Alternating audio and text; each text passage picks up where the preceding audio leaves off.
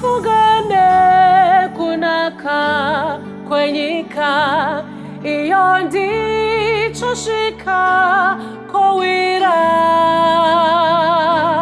na tsitsi ndichamira nabu honesi ndichawa nenyere thiere ndichawa Chiremba mumane ruzuwa rowira Nomukanda pone swatowe kumusha Ndichawa nenyere tiere Ndichafara kuona usu wa Jesu Ndomuparo kudzo narini Shichandifadzamu mushowe Ndarama kutindi kawana nyerezi Ndichawa nenyerezi Chiremba mumane ruzuba rowira Domukanda pone swatowe kumusha Ndichawa nenyere ziere Ndichawa nenyere ziere Chiremba mumane ruzuba rowira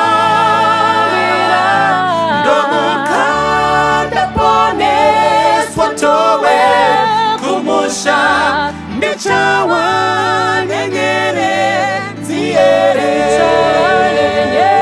Ndichawa nenyere tiere Chiremba mumane ruzuba rowira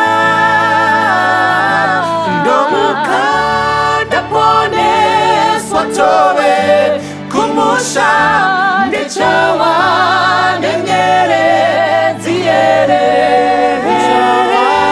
Ndichawa nenyere tiere Ndichawa nenyere tiere Toda kutenda Mwari watitendera kuti tisangane nyama nemweya zviri pamwe chete. Toda kumupa mbiri nerikudzo nekuti mbiri nerikudzo zvakafanira iye. Uye tinotenda Mwari nenyasha, dei nyasha dzingaramba dzichitirindira. Ngativei nenguva yekunamata tisati taenda kure. Baba wedu namuponesi musiki wedenga nepasi. Tibatsirei tisataure zvedu asi titaure zvenyu. Kana zvese zvaitwa zvapera, mbiri nerikudzo zvigoya kwamuri nokuti zvakafanira imi. Muzita raJesu tinonamata. Amen. Toda kutenda Mwari. Sekuwirirana kwatakaita muchironga chino ichi takawirirana kuti izvo kana tikaisa zvinhu mugango, unoziva vanoenda kugango munosangana zvese. Munenge unoona makaiswa matumbu, masusu, makuru, nyama, zvese zvinenge zvirimo zvichingobikana zvirimo, zvichibva zvirimo, vanodya vachidya kana nguva yakwana. So by the end of the day kune maissues mazhinji anoita seasina chekuita nekuponeswa kwedu iwo anacho. Anoita seasina chekuita nesarudzo dzedu iwo ane sarudzo dzedu. Anoita seasina chekuita nemagumo edu iwo ane chekuita nemagumo edu. Dambudziko rinowanzoitika matiri nderekuti umwe nemumwe ane chinangwa chekusvika kure. Umwe nemumwe ane chinangwa chekuravira zvakanaka. Umwe nemumwe ane chinangwa chekuti izvo agarike. Vanhu vese vane destination yavakazviplanira yakanaka. Asi hakuna atambozvibvunza kuti nzira yandofamba nayo inosvika ikoko here. Zvoita sezvinonzi rwendo runobhadhara kururonga magumo usina kuronga masvikiro. Saka umwe nemumwe anovavarira kuti muupenyu hwake muite bipi. Nyamba Mwari haaiti bipi kana nzira yekusvika pabipi yagara iripo. Saka chinodiwa naMwari handi kuti munhu ashuvire kuti upenyu hwake huve nebipi. Chinodiwa naMwari ndechekuti munhu apiwe simba rekutsvaga nzira inosvika pabipi rakanangwa nemwoyo wake. Saka hazvigoni kuti unhu aikwire bhazi riri kuenda kwaasiri kuenda, arikwira orinamatira kuti Mwari aite shura. Nekuti Mwari ari mubhizinesi rekuita mashura. Mwari ari mubhizinesi rekufidha vasina. Mwari ari mubhizinesi rekuratidza kuti ndiMwari nesimba rake rese. Asi Mwari haazi mubhizinesi rekuoverride freedom of choice. Uye Mwari haasi mubhizinesi rekurasha principle of reaping and sowing. Saka patinenge tichidiscussa vana vangu, toda kuti zvinhu izvi zvive pachena kwatiri, kuti zvii zvatakapiwa naMwari sechipo, uye zvii zvatakapiwa naMwari sezvinhu zvinofanirwa kudzvagwa kuti tigoenjoya mafruits azvo. Saka toda kuti patinotaura titaure chinhu takatarisa ipapo tichiziva ipapo. Kozoya chimwe chandinoda ndechekuti izvo inini ndinovimba tiri kudhila nevanhu vari mature. Ende kana tichitaura nenyaya yematurity, we don't look at one side of the issue, we look at both sides of the issue. Kana tichinge tadaro tikatora pfungwa dzedu tikadzisanganisa, hapadi kuti munhu aite hasha, hapadi kuti titsamwisane, panoda kuti tifambe mune zvakanaka. Asi chishuwo changu ndechekuti kana zvese zvaitwa zvapera, dei vakachenjera vangabate mashoko akachenjera. Mwari atiitire zvakanaka patiri kuenderera mberi nenyaya yedu patakasira mukati mesvondo rakapfuura. Nditenderei ndimbotanga ndaverenga vhesi panapa. Ndiri kuverenga mukati mebhuku ramapisarema chapter 10 pavhesi ya13. Hanzi akaipa anozvidzireiko Mwari achiti mumwoyo make haangabvunzi. Ndinodzokorora. Zvikanzi akaipa anozvidzireiko Mwari achiti mumwoyo wake haangabvunzi. Ndoda kuti patichataura mukati mezuva ranhasi munge makabata chinhu ichi. Chinhu chiri panapa chiri kunzi izvo. Hanzi kunonzi kuzvidzwa, kune kumwe kuzvidza Mwari kunoitwa nemunhu akaipa. Hanzi kuzvidza Mwari kunoitwa uku ndekwekuti vanhu vanoti mumwoyo mavo Mwari haazobvunzi. Vanoti mumwoyo mavo zvatopera, yatove water under the bridge. Ndakanzwa nyaya yekunzi water under the bridge inoshandiswa pakawanda wanda. Akamitisawo kana obvunzwa nemukadzi wake kuti zviri kumbofamba seiko kuti uri kufamba uchimitisa, anoti let's not worry about the past, it's now water under the bridge. Akapfimba mushamwari yemusikana waanodanana naye anongoshandisa tsumo iyoyo kana achinge aiswa pakona akubvunzwa kuti mbonditaurira kuti zvakafamba sei, anoti why should we worry, it's now water under the bridge. Mukatarisa panapa ndezvekuti izvo akarwadzisa mwoyo yevamwe kana achinge agariswa pasi kuda kubvunzwa unzi wakazvifambisa sei, anoti it's now water under the bridge. Munhu zvinhu zvizhinji zvinobvunzwa nevanhu, kana munhu asingadi kuti ataure nezvazvo anoti it's now water under the bridge. But panapa Bhaibheri riri kuunza imwe dimension yekuti haazi munhu anofanirwa kudeclare kuti zvinhu water under the bridge. Haazi munhu anofanirwa kudeclare kuti let's bury the past. Haazi munhu anofanirwa kudeclare kuti zvazuro asina basa. Zvikanzi panapa problem yamuri kuita patumatare twenyu, problem yamuri kuita pazvinhu zvenyu zvamuri kukurukura muri pasi pebridge, problem yamuri kuita pamapromises enyu amunopanana muchidanana, problem yamuri kuita imimi pazvinhu zvamunoronga pakati penyika inoi. Muri kuronga sezvinonzi izvo, kana imimi mukati zvapera zvatopera, imimi mukati haivhiyiwa haichatovhiyiwa, imimi mukati uyu haadyi haachatodyi, uyu mukati uyu haroorwe haachatororwe, imimi mukati nzira yaifambwe haichatofambwe. Zvikanzi naMwari imimi vanhu vakaipa muri kuitirewo kaustubborn kakadaro kekurarama kunge zvinonzi ndimi vana Mwari, sezvinonzi imimi zvamatopedza nazvo Mwari haachabvunzi. Zvikanzi munofanirwa kuziva chinhu ichi ndechekuti muupenyu hweumwe neumwe munhu achabvunza mubvunzo wekupedzisira ndiMwari. Zvikanzi saka uhadhi hwekunyepera kuti zvawapedza iwo zvatopera handiyo pane nyaya. Hanzi Mwari is an interested party pazvinhu izvi. Saka ndoda kuti mupabate ipapo.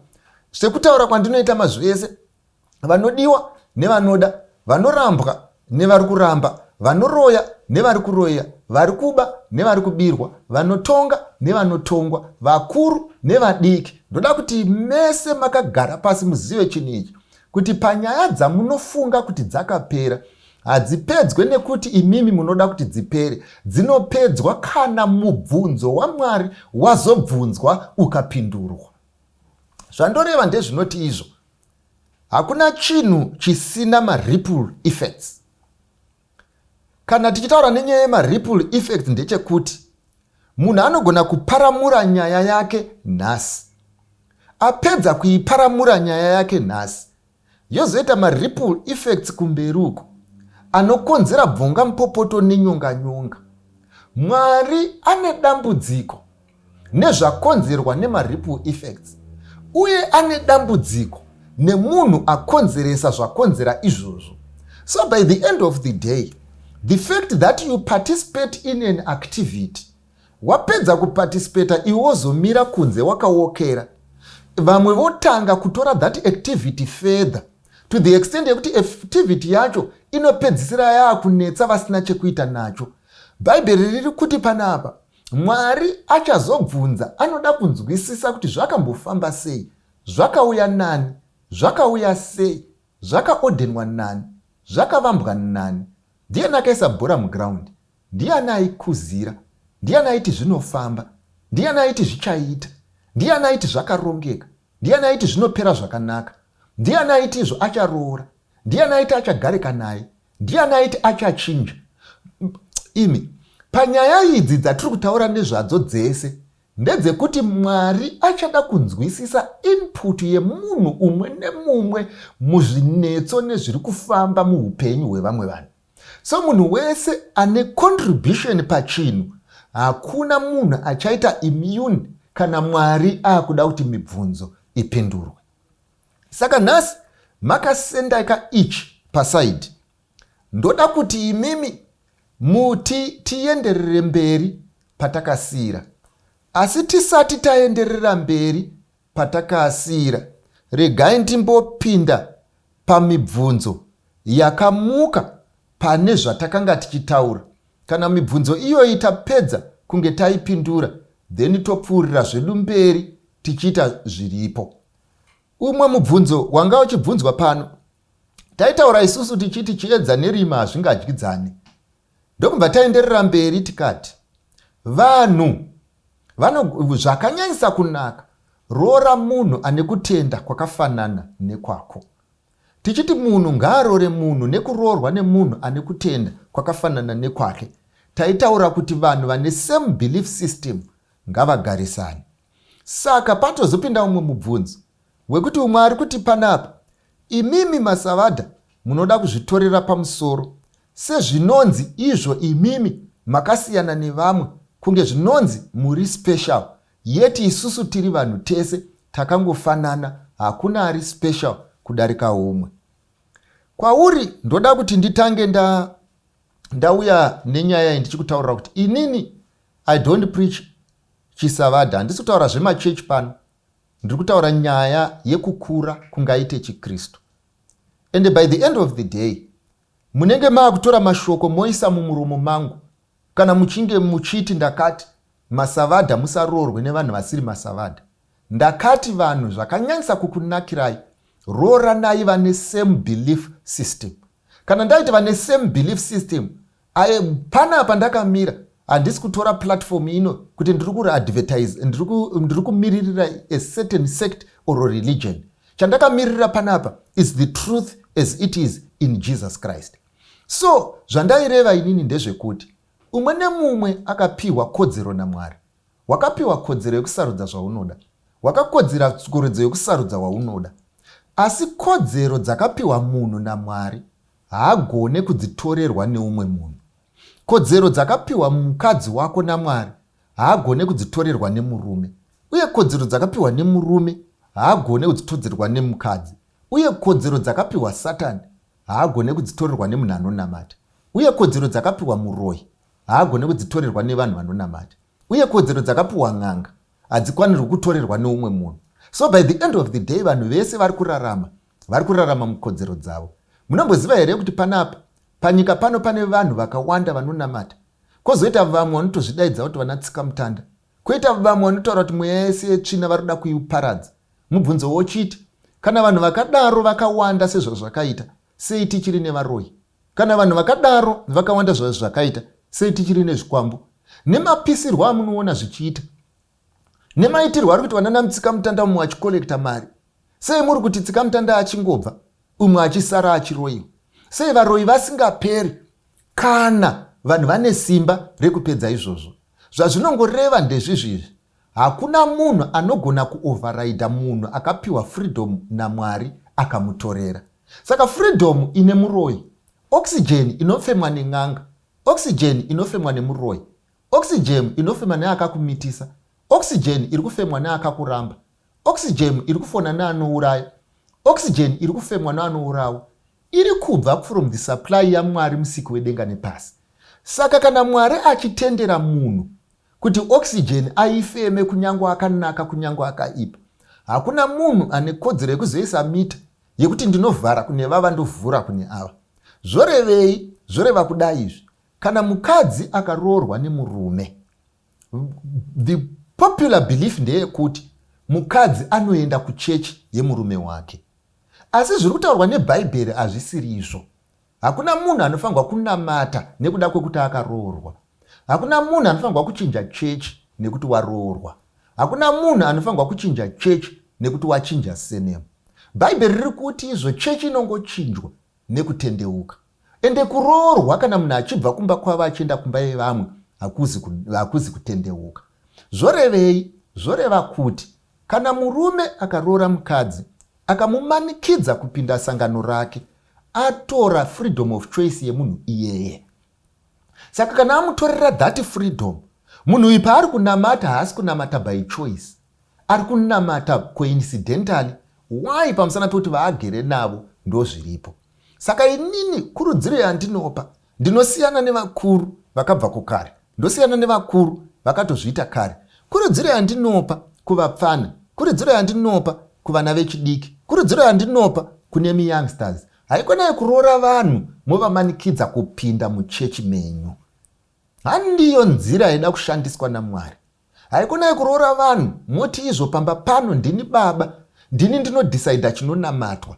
Nyaya yekunamatwa is an issue of conscience. Saka umwe nemumwe anonamatira madiro. Zviri wrong kuti ini ndiuye nemukadzi wangu pamusana pekuti zvandinotenda ndozvaanofanirwa kutenda nekuti ndini baba pamba, because zvinogona kuitika kuti ini sababa I am wrong, zvinogona kuitika kuti inini samai I am correct, asi ndinomanikidzirwa kuita zviri wrong pamusana pekuti ndapinda nemunhu ari wrong. Saka panyaya dzeworship zvitori nani, zvakatoropafadzwa kuti mukadzi abuda achienda kwake, murume abuda achienda kwake, umwe nemumwe achinamata Mwari in the freedom that she knows and she accepts, then vodzoka manhiri vosangana, because contract yenyu ndeyekuroora, haizi yekunamata. Ndinodzokorora ipapo. Ndoziva kuti munogona kupikisana neni, umwe agoenda uko, umwe agobva uko, umwe agotora icho, umwe agotora icho, asi ndozvitoripo makomrades, ndozvitoripo vapfana. Saka ndokukumbirai vapfana kuti paunenge uchitsvaga manje munhu wekuroora, ukoona munhu akapfeka trousers, usamuparidzire kuti vakadzi musapfeke trousers, ndozvaari. Kana uona kuti iwewe haudi akapfeka trousers, siyana naye. Number 2, ukoona munhu achiti izvo pane kuenda kuchechi anoenda kupati, harizi rimwe basa relationship yako yekuti uti vanhu vanoda kuenda kupati vasaende kupati vaende kuchechi.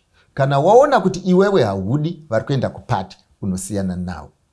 Harizi rimwe purpose yekudanana yekuti iwewe haudi mukadzi anorukwa musoro, iwewe otora munhu akarukwa kumusoro oratidza simba rake pakumugeresa. Harizi rimwe basa rekudanana rekuti vanoda kurukwa vagerwe.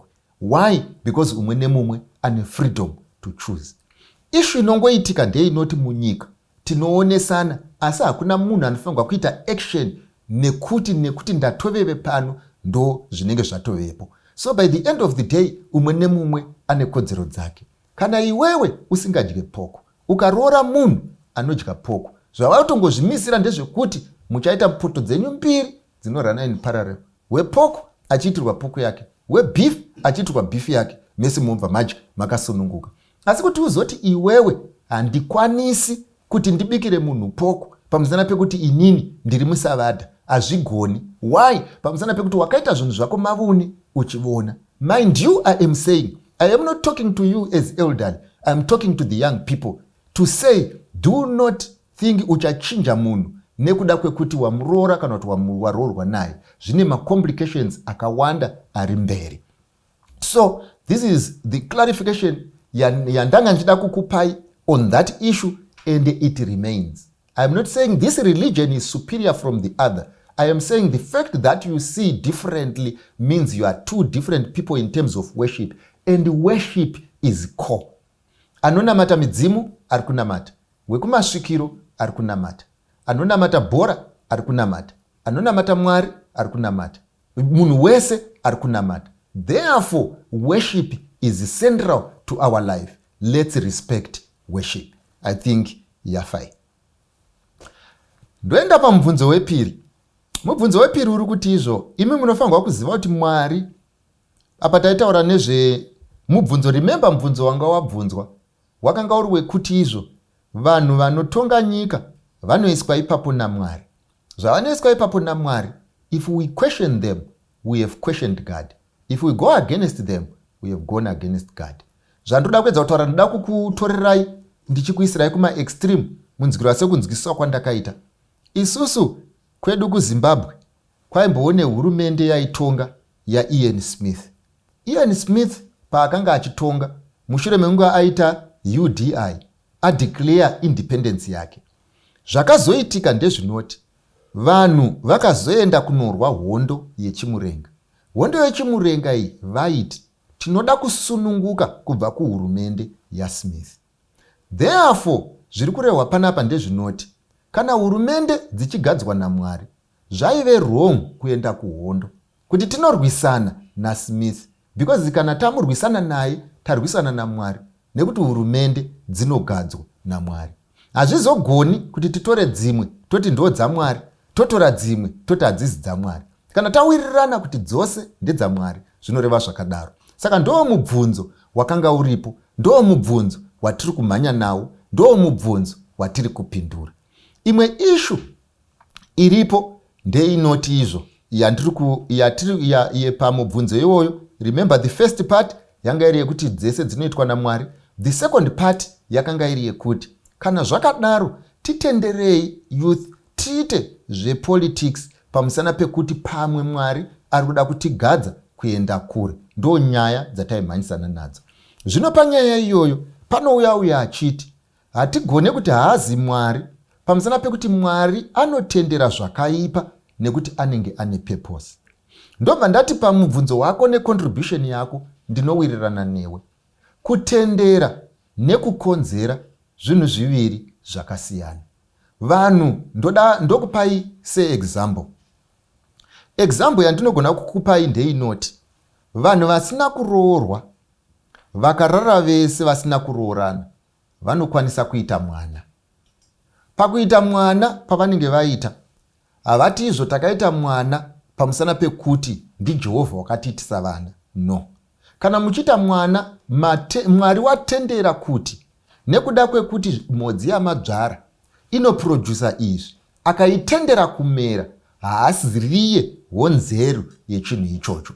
So by the end of the day, God is allowing things to be, number one. God has allowed the devil to do what he wants for the period given, number two. God does not destroy the evil spirits, number three. Nekuti akadzipa nguva yadzo, but handiye akavakonzera. Ndodzokorora. Mwari did not create the devil. God did not create evil spirits. Kuvepo kwemweya yakaipa nemweya yakanaka. By the way, ndoda kukuudza ikaimimi kuti Satani haamiri pamberi paMwari. Ndosaka mweya yakaipa yaibvunza Musuya kuti izvo ko iwewe wauya kuzotiparadza nguva yedu isati yakwana here. They acknowledged the supremacy of the living God. Uye they acknowledged the supremacy yaJesu Kristu. zvekuti Jesu paairowerwa pamuchinjiko haana kurowerwa pamuchinjiko because he was powerless, but he who was nailing him to the cross, the principle behind vakanga vachimurovera pamuchinjiko vaiziva kuti inguva yani, inguva yedu. Therefore that time vakaitenderwa naJehovha. Saka zvinoita Mwari manje ndezvizvizvi, atendera Satani kuti avepo asi ane capacity yekumudestroya. Atendera mweya yakaipa kuti ivepo asi ane capacity yekuidestroya. And what does that mean? Ndo zvinoratidza how far God respects freedom of choice. Ndo zvinoratidza how far God is democratic. Ndo zvinoratidza kuti Mwari haana kusika marobots, haana munhu waanomanikidzira nekuti ane simba. Haati kune munhu ukasandinamata no oxygen, haasi kune munhu ukasandinamata iwewe hautambire mari, haasi kune munhu ukasandinamata hauroorwe, haati kune munhu ukasandinamata haubike sadza rinoibva, haati kune munhu ukasandinamata haupinde basa rakanaka. Ndoda kuti nyaya iyi imbva yapera muzuva ranhasi, rekuti izvo musati funge kuti mimi munhu akatiza pana Mwari anonofa nenzara, munhu akatiza pana Mwari anonoita munyama, munhu akatiza pana Mwari haarorwe, munhu akatiza pana Mwari haagariki. Principle yekugarika haina chekuita nekutiza pana Mwari kana kuti kubva pana Mwari. Mwari anotendera kuti izvo akaipa adye neasina kuipa adye.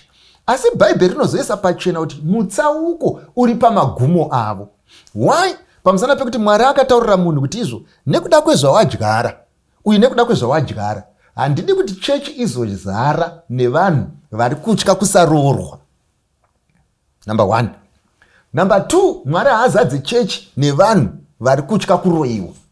This is the reason why munyika mune varoyi, kuchechi kune vanhu vanotouyawo varoyi. Saka Mwari akadaro mumwe nemumwe akapiwa freedom yekuti anoita zvaanoda. So izvi zviripo izvi zviri kutendera kuti Mwari ari kutendera kuti vanhu vaite madiro.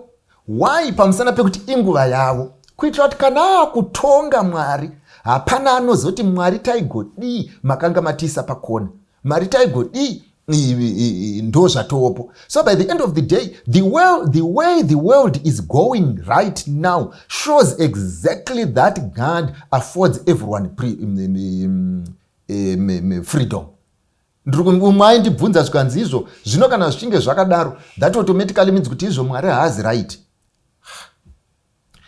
Ndo zvinoratidza kauraiti hwaMwari hwekupa munhu wese sarudzo. Imboimagina, indoda kukubvunzai munhu wese ari apa, ndiani angasimudze ruoko achiti handina kumbotadza? Ndiani angasimudze ruoko achiti born perfect will die perfect? Dei Mwari aiita system yekuti izvo angotadza omva auraya, angotadza amva auraya, angotadza omva auraya, iwewe ungati izvo ungade uchiri pano here? Saka same principle yakaseenzeswa pauri naMwari ndo inoseenzeswa pana Satani. Same principle iri kuseenzeswa pauri naMwari ndo inoseenzeswa pamuroyi. Same principle iri kuseenzeswa pauri naMwari ndo inoseenzeswa pana anodzvinyirira. Saka kana Mwari akatarisa, haatarise munhu nekuda kweperception yako. Mwari kumunhu wese waakatarisa, he or she is a possible candidate for heaven. So when God looks at your husband, he's a possible candidate for heaven. When God looks at an adulterer, a possible candidate for heaven. When God looked at a fornicator, a possible candidate for heaven. So when God is looking at someone, arikutarisa on the possibility yekuti munhu yaende kudenga. So zvinozoitwa naMwari manje, anenge achida kuti muKristo kana wakatarisawo munhu iyeye umutarise with that respect yekuti a possible candidate of heaven. Asi ndakazombonzwa mazuva apfuura vamwe vanhu vachitaura mazuva kuZimbabwe pataitongwa naPresident Mugabe. Pane vaimuvenga to the extent yekuti vakati hanzi ndikamuona ari kudenga ndobuda. Ndoda kuedza kuburitsa pachena the extent of hatred yave nemunhu, to the extent yekuti izvo ari kuti munhu uyu must even pay for his sins asvika kugehena. Regai ndimbobata ndisiyani nazvo. So we agree there is a difference between allowing and causing. Number 2, Tanga tichitaura nenyaya yepower of choice. Vanangu ndoda kunyatsokutsanangurai zvinoitika pachoice. Choice inoda izvi. Iwewe ukasarudza kuroorwa neni Machando, pamusana pekuti ndine mari, waita choice yakanaka in terms yeprovision. Asi pawasarudza kuroorwa ineni Machando pachoice yangu yekuti ndine mari, wasarudzawo futi kurarama neni nechikwambo changu chinondipa mari. Kwete nekuti unochida, asi pamusana pekuti izvo inini principle yakwevasanzo akweva nemarara inouya. So in the process of making a choice, you have also chosen that which you have not chosen. Regai ndida izvi. Mukasangana mukombi, mukomana nemusikana, umwe akazora lipstick yake zvakanaka-naka, akaisa human hair yake zvakanaka-naka, zvoti kana ukamutarisa unonyatsoona kuti kana pane munhu akanyatsokwana ndiye akanyatsokwana. Zvinoitika ndezvinoti kana wanoroora munhu uya haaramba ari mukombi, haaramba ane lipstick, haaramba ane human hair. Kana akuda kurara inofanirwa kumbobva. Kana human hair yake aitora akaisendeka, nemamwe maaccessories of beauty aatora akausendeka, kana achipukuta lipstick yakubva kumaziso, chasara ndiye mukadzi wako. So zviri kuitika ndezvinoti pawakanga uchisarudza iwewe zvese zvakaputirwa, you have also chosen this other thing. Hauzomumutsi manje uchimutaura kuti mai mwana pfekai bvudzi renyu riye, mai mwana makeup ngaigara yakakiwa, mai mwana pandinopepukira ndoda kukuona isi zvamakanga muri mukombi. Ishu iri panapa ndekuti paunenge wakatarisana nechinhu chiya mukombi, usachitarise nemaziso echawasangana nacho mukombi, because kombi inoburukwa. Usachitarise nemaziso emunhu akamuka nekuti tichaenda kunovata. Usachitarise nemaziso emunhu asiri kudya nekuti tichasvika pakudya. Usachitarise nemaziso emunhu asina nzara nekuti nguva yekubika ichakwana.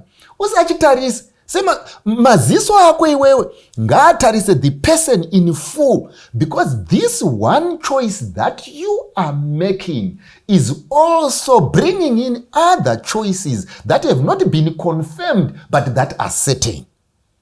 Ndikada kuzvitora nemwe nzira, ndinotora ndichida izvi. Ukakwira rori uri kumasure kwako yawakagara, uchida kubva muHarare kunobata kwaMutare, kusvika unosvika, asi ugare une mapiritsi ako eflu kwete nekuti kukwira rori kunoitisa flu, asi pamusana pekuti the choice that you have made nepauri kugara murori nemaconditions aripo anoakambana flu. So kana wazove neflu uchiburuka usati marori haaite, pamusana pekuti izvo wasvika chaunga uchida kusvika. Saka marori anoita nekuti akusvitsa, asi chakaipira manje marori anokusvitsa une zvimwe zvinodarika kusvika. Asi chinorwadza manje muupenyu, hauzorambi uchingoasesa kusvika, hauzorambi uchingotaura nenyaya yekusvika, unochitaura nenyaya yeenvironment yakonzerwa nekamusvikiro kako kawakaita.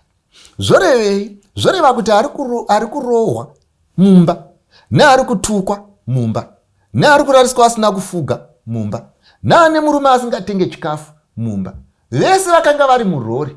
Havachatauri nezvenyaya yekuti rori yangu yakasvika. Iko ndezvava kungotaura nenyaya yerori yekuti izvo kune abuse, toita sei nenyaya abuse. Ngatichitaura ndatimbosiyana yeka nenyaya dzitimbotaura kuti rori yedu haina here kusvika kwataida kusvika. Rori yakasvika ende yakatopakwa panze apa iri kutoidla. Muchitongopedza kuviga munhu muri kudzokera futi pai murori kuti ikudzokere kuti kwamakabva. So by the end of the day ndo zvinonetsa vanangu, ndoda kuti mupabate. Upenyu hauzotauri nekuti izvo at least the objective yandaive nayo ndaiwana yekuti chi ndarorwa nani na John. John ndiye wandaida, ndiye andaida ave vana vangu, ndaitorota ndina John. My dreams were around John, everything was around John. Ichasvika nguva yaichapera yekuti kusvika padestination is no longer an issue, but maakuona maripple effects ezvavepo. Ndizvo futi zvakafanana nepolitics.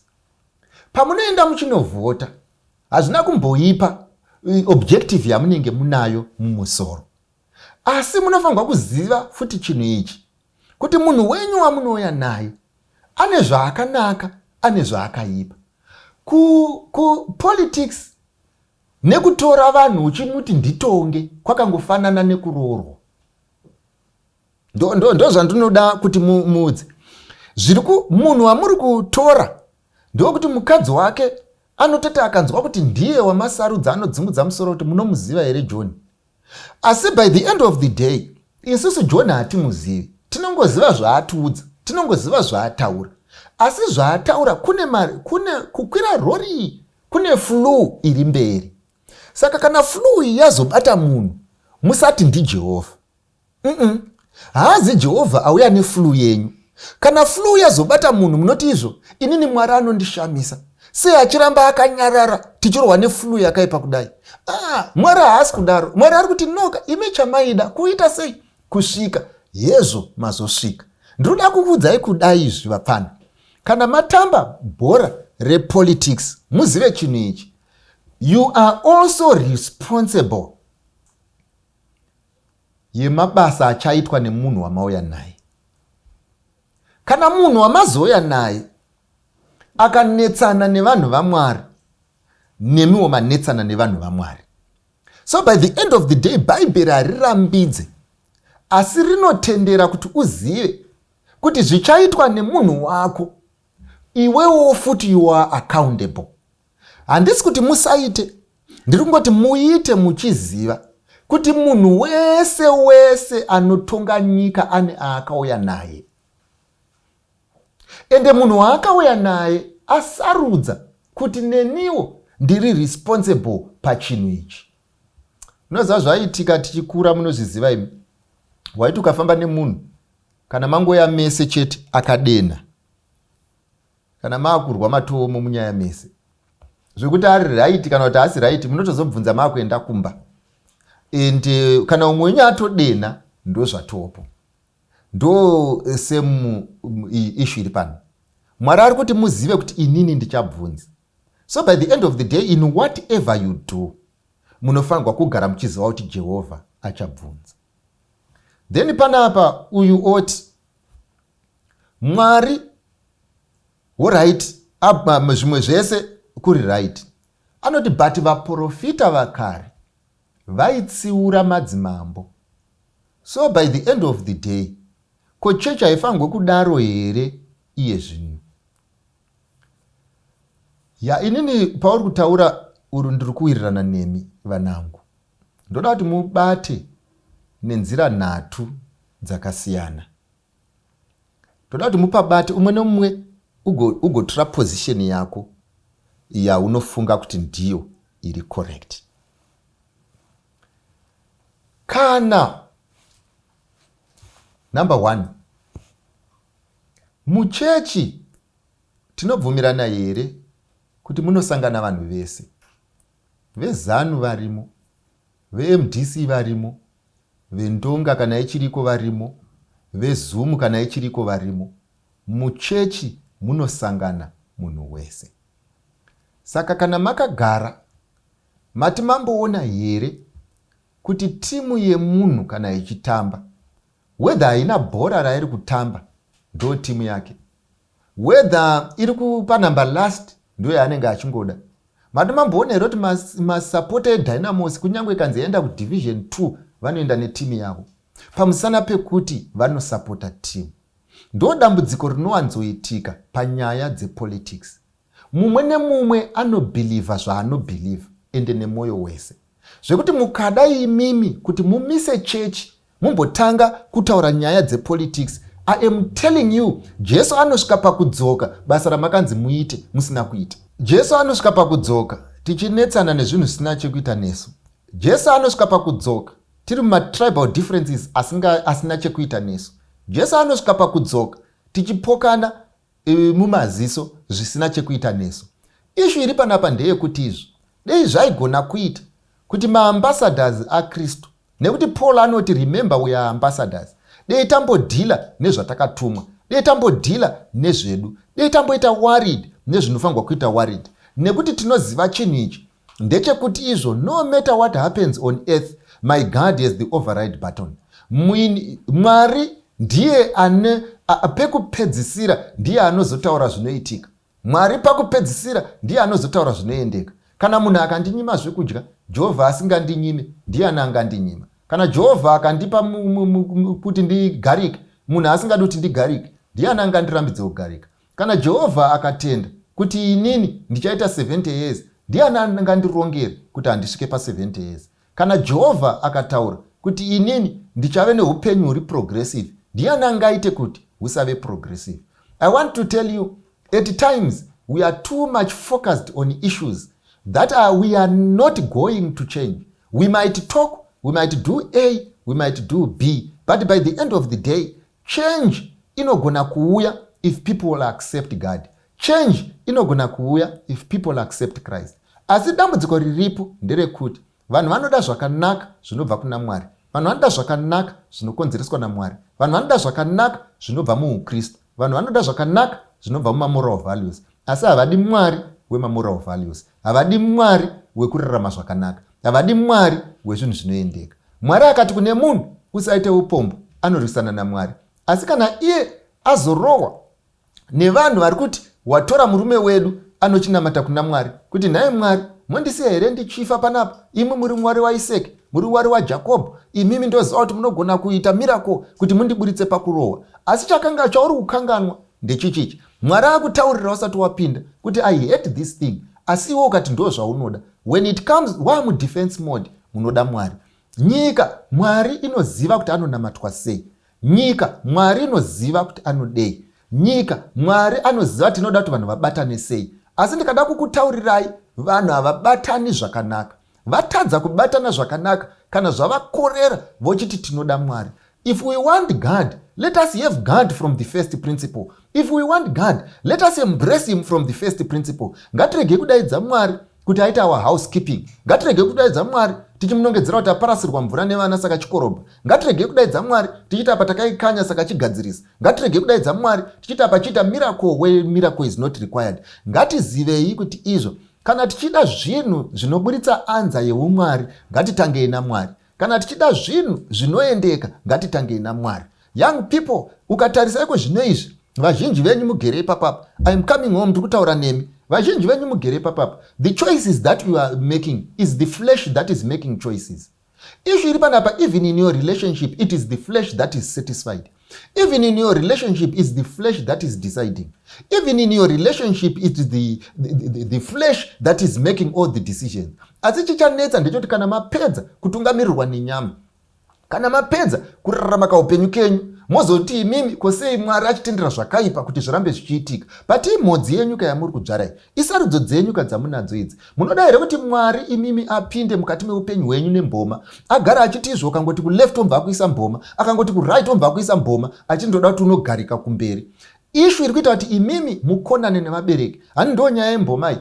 Ishu iri kuita kuti imi musaonerana nevabereki, handi ndo nyaya iyi. Zvino iwe kana uri kutadza kurarama nemubereki wako pamusana pekuti unoda freedom of choice, Mwariwo anokupa freedom of choice, but the consequences of that action are there.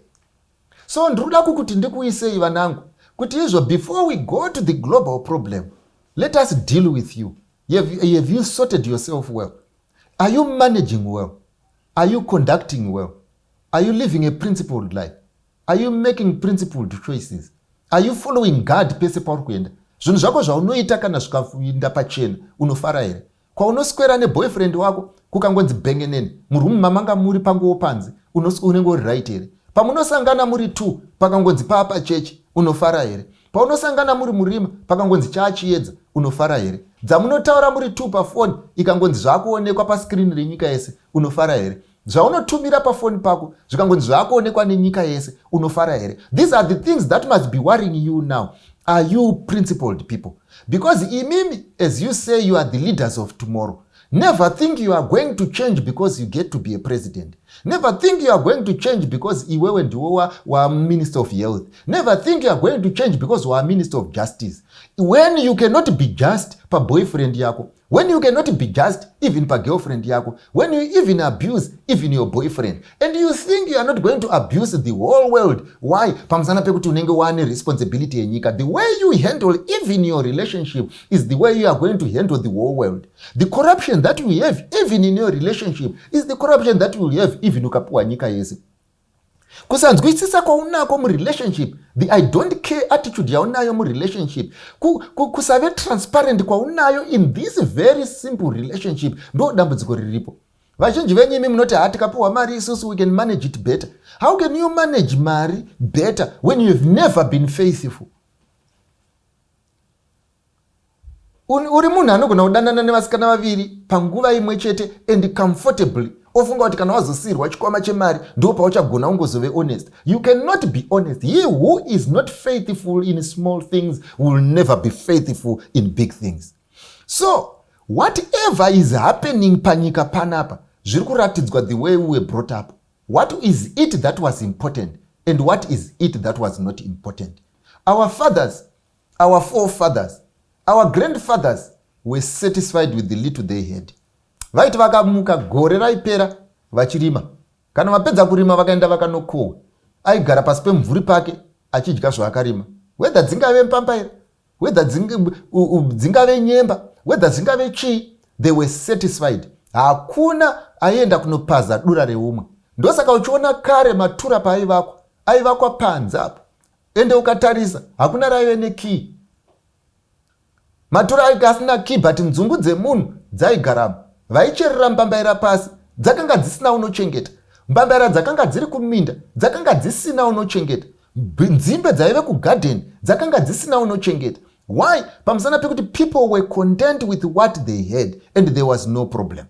Unfortunately, kwa zvinezvi ukatarisa, the level of corruption yataanayo haichaiti. Yashata. And chii chinoita kuti ishate, pamusana pekuti we are denying Christ's Holy Spirit access to our hearts. That is what we need and that is all we need. Dei Mwari angatibatsira, atikomborera, atiitira zvakanaka. Ngatinamatei. Baba wedu namuponesi musiki wedenga nepasi, tibetserewo sevechidiki kuti kana tafunga kutuwina titsvage dziva risina ngwena. Muzita raJesu tinonamata. Amen.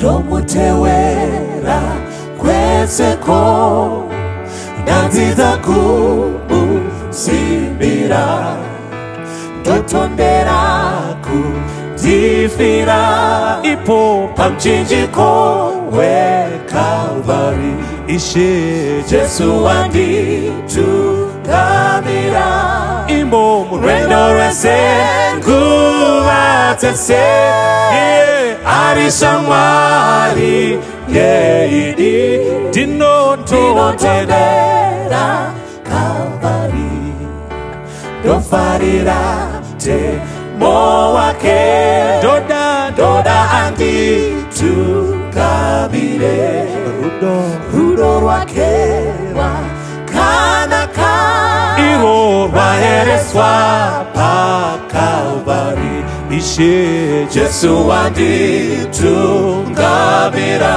imo murwendo rwese nguva dzese arishamwari yeidi dinotondera Kalvari dinofamba ndisingatyi ndofara na Kristu pedyo ndosimbira